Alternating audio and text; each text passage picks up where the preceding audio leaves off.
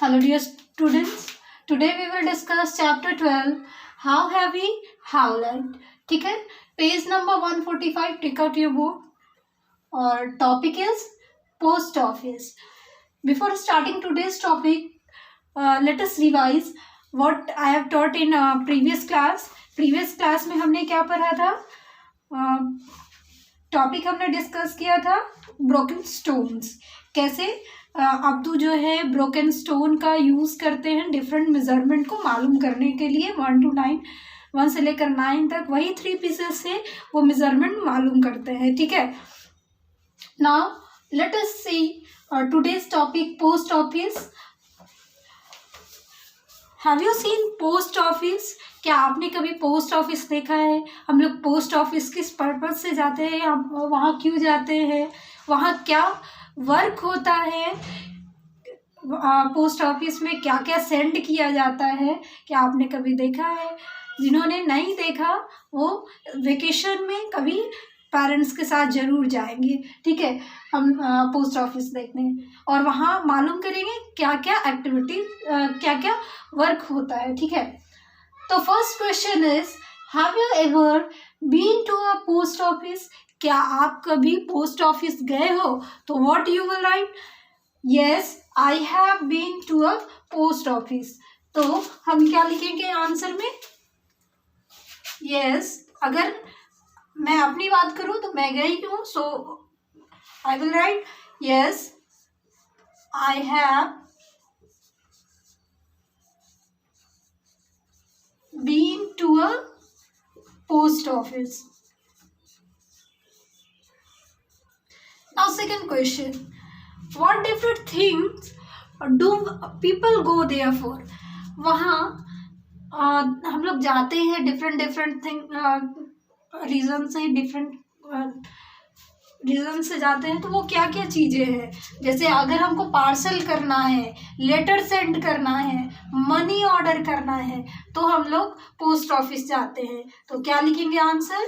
To send parcels. ठीक है, और क्या होगा? To send money order.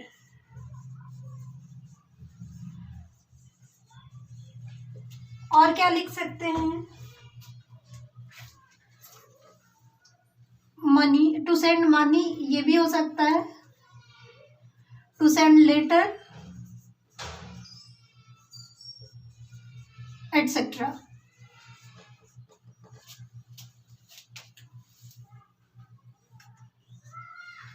Now third question, how much does a post card cost? Post card का cost क्या है? तो इसके लिए हमें देखना होगा पोस्टल रेट्स, जो आपके बुक में गिवन है पेज नंबर 145 में, पोस्टल रेट्स. तो हम पोस्टल रेट्स को देखेंगे. उसमें फर्स्ट लाइन में दे रखा है single post card cost. What is the cost of single post card? तो लिखेंगे आंसर रुपीज. यहाँ पे दिस वन शोज पैसा and this one show rupees. तो रुपीज में 0 है और पैसा में ओनली 50 है, तो क्या हो गया? 50 पैसे. ठीक है, now second fourth one is how much does an inland letter cost? Inland letter cost क्या है? तो look at the table, postal rates, inland letter cost. Inland letter cost कितना है? तो rupees, 2 rupees and 50 paise. Is it clear? तो इस तरह से इन क्वेश्चन को हम लोग कॉपी में कंप्लीट करेंगे. Now move to next. Now postal rates is given. Read this table. Postal items, single postcard, printed postcard cost is given 50 paise, 6 rupees, and in letter cost 2 rupees and 50 paise. In letter weighing 20 gram or less, 20 gram और less than 20 ग्राम अगर होगा तो हमें कितना पे करना होगा, 5 rupees. और फॉर एवरी एडिशनल 20 ग्राम से अगर ज़्यादा होता है तो एवरी 20 ग्राम्स के लिए हमें पे करना होगा 2 रुपीज़। ठीक है, ये क्लियर है सभी को ना। Next one, parcel weighing. Parcel के बारे में क्या लिखा है कि 50 ग्राम या लेस देन 50 ग्राम अगर होगा तो हमें 5 रुपीज़ पे करना है, लेकिन अगर एडिशनल है 50 ग्राम से ज़्यादा है तो हर 50 ग्राम्स के लिए हमें कितना पे करना है, 3 रुपीज़। तो हमें अगर कभी पोस्ट ऑफिस जाने का मौका मिले तो उससे पहले हमें ये रेट्स कैलकुलेट करने का मालूम होना चाहिए, कैसे हम लोग रेट्स कैलकुलेट करेंगे। ठीक है, now look at your book, question is given, look at the postal rates given in the chart. First question is, how much will you have to pay for the stamps on a letter weighing 50 grams? आपको calculate करना है क्या, letter के बारे में, letter weighing के बारे में दे रखा है। तो लेटर वेइंग ये है। अब इसके बारे में क्या दे रखा है कि आपको मालूम करना है 50 ग्राम्स का। तो फर्स्ट कैसे कैलकुलेट करोगे, 50 ग्राम्स का मालूम करना है। 50 ग्राम्स का क्या होगा कॉस्ट, तो लेट्स सी 50 ग्राम को हम एक्सपैंड करके कैसे लिख सकते हैं, 20 प्लस 20 ग्राम प्लस 20 ग्राम, क्योंकि यहाँ पे दे रखा है 20 ग्राम का कॉस्ट दे रखा है 5 रुपीज़। तो 20 प्लस 20 40 हो गया। अब क्या बचा, 10। तो हम 50 को एक्सपांड करके इस तरह से लिख सकते हैं। अब देखो यहाँ पे रेट में क्या बताया गया था कि फर्स्ट 20 ग्राम के लिए यू हैव टू पे 5 रुपीज़। तो इस 20 ग्राम के लिए हमने पे किया 5 रुपया, और उसके बाद अगर मोर देन 20 ग्राम है तो आप हर 20 ग्राम के लिए कितना पे करोगे, 2 रुपये। अब ये 10 ग्राम है, आप सोचोगे कि इसका मैं हाफ कर देता हूँ क्योंकि ये 20 ग्राम का 2 रुपीज़ है तो 10 ग्राम का 1 रुपीज़ होना चाहिए, लेकिन ऐसा नहीं होगा। 20 ग्राम हो या 20 ग्राम से 1-2 कुछ भी ज़्यादा हो तो आप 2 रुपीज़ ही लिखोगे। तो यहाँ पे भी 2 रुपीज़ ही होगा। अब नाउ टोटल कॉस्ट कितना हो जाएगा, टोटल कॉस्ट कितना हो गया, 5 4 9 rupees. Total 9 rupees you have to pay for 50 grams. ठीक है, तो हम इसको हम स्टेटमेंट में कैसे लिखेंगे, तो लिखेंगे इस तरह से, up to 20 gram the stamps required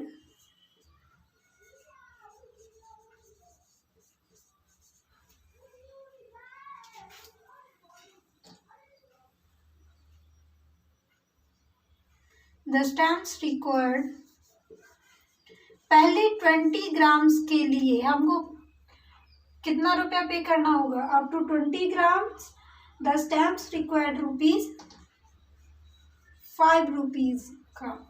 ठीक है, अब फॉर नेक्स्ट 20 ग्राम के लिए कितना पे करना होगा, फिर नेक्स्ट 20 ग्राम के लिए, और नेक्स्ट 20 ग्राम कितना पे करेंगे, 2 रुपीज़। फिर अगेन 10 ग्राम के लिए, फॉर नेक्स्ट 10 ग्राम इसके लिए कितना पे करेंगे, 2 rupees again. Now what will be the total cost, तो लिखेंगे टोटल स्टैम्प्स कॉस्ट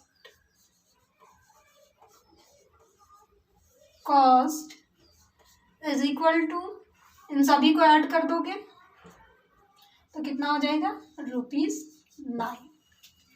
इस तरह से हम फर्स्ट क्वेश्चन को सॉल्व करेंगे। Now move to next question. Now next question is, Akash wants to send a parcel of math magic textbook to his friend Rani in Chennai. अब क्या करना है, आकाश को एक book math magic text book उनको send करना है। किनको? रानी को, जो कि चेन्नई में रहती हैं। ठीक है, उनके पास मैथ्स मैजिक की बुक नहीं होगी, तो उनको क्या करना है, सेंड करना है आकाश को। The book weigh 200 gram, book का वजन कितना है, 200 gram. See the chart and find the cost of posting the book. आपको इस चार्ट को देखना है और मालूम करना है कि बुक जो पार्सल किया जाएगा उसका कॉस्ट क्या होगा। ठीक है, सेंड करने का कॉस्ट क्या होगा। तो टोटल क्या वेट दिया हुआ है, 200 ग्राम दे रखा है। ठीक है, टोटल बुक का वेट क्या है, 200 ग्राम। अब 200 ग्राम को कैसे आप एक्सपेंड करोगे, पार्सल करना है ना, एक्सपेंड कैसे करोगे पार्सल का। देखो यहाँ पर 50 ग्राम और लेस देन 50 ग्राम का 5 रुपीज़ दे रखा है और एडिशनल का 3 रुपीज़ दे रखा है। तो सबसे पहले हम इसको एक्सपैंड करेंगे, 50 gram plus 50 gram plus 50 again 50। तो फर्स्ट 50 ग्राम के लिए आकाश को कितना पे करना है, 5 रुपीज़, है ना। और नेक्स्ट 50 ग्राम के लिए उनको कितना पे करना है, 3 रुपीज़। अगेन एडिशनल के लिए 3 रुपीज़, अगेन एडिशनल के लिए 3 rupees. What will be the total cost, 3 3 9 और 5 14, टोटल कितना हो जाएगा, 14 रुपीज़। तो टोटल कितना पे करना है, 14 रुपीज़। इस तरह से आप सॉल्व करोगे, विद स्टेटमेंट सॉल्व कर लेना। Now move to next page. Now in third question, move to next page, page number 146. Third question is given. Read the weight shown in the picture. Find out the cost of sending a parcel of that weight. एक figure given है page number 146 में, इस तरह का figure given है। इसमें आपको कुछ वेट शो किया जा रहा है। How to read this figure, इस फिगर को कैसे रीड करेंगे।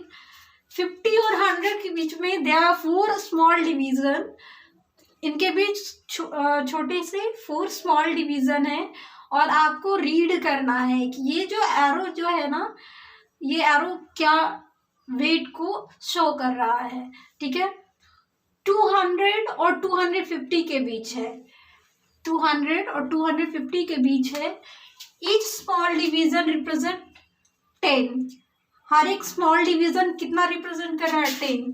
तो 10 10 20 और अगेन जो नेक्स्ट जो स्मॉल डिवीजन है, सेकेंड और थर्ड वाले स्मॉल डिवीजन के बीच में ये एरो है।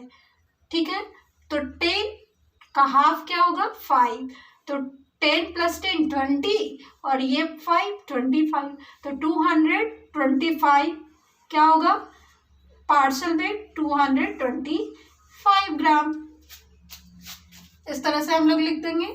नाउ अब इस 225 ग्राम का हमको कॉस्ट मालूम करना है, कॉस्ट ऑफ स्टैम्प्स। ठीक है, तो 225 को सबसे पहले हम क्या करेंगे, एक्सपैंड कैसे करके लिखेंगे। 200 का तो अभी हम लोगों ने मतलब एक्सपैंड करके लिखा था। 225 को कैसे लिखेंगे, ये पार्सल है ना, पार्सल के लिए 50 ग्राम्स, 50 ग्राम प्लस 50 ग्राम, 50 ग्राम अगेन 50 और बाकी का बच गया 25 ग्राम। तो फर्स्ट 50 के लिए हमें 5 रुपीज़ पे करना है, 5 रुपीज़। नेक्स्ट 50 के लिए 3 rupees, 3 rupees again 3 rupees, 3 rupees और ये 25। ऐसा नहीं करेंगे कि 3 का हाफ कर दिए, ऐसा नहीं करना है। और 25 के लिए भी हमको 3 रुपीज़ ही पे करना होगा। तो टोटल कितना हो गया, 3 4 12 और 5 17, टोटल कितना हो गया 17। तो cost of stamps is equal to ₹17। ठीक है, इस तरह से हम तीनों क्वेश्चन को सॉल्व करेंगे नोटबुक में, ठीक है, अपनी कॉपी में। By this I have completed topic post office. Now thank you students.